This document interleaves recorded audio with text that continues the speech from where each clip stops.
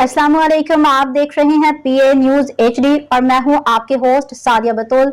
शामिल करते हैं आज की अहम खबरें। शनाख्ती कार्ड बनवाने के लिए ख्वाहिशमंद अफराद के लिए अहम खबर सामने आई है कि नादरा की जानिब से रजिस्ट्रेशन सेंटर 14 दिन के लिए बंद करने का ऐलान किया गया है।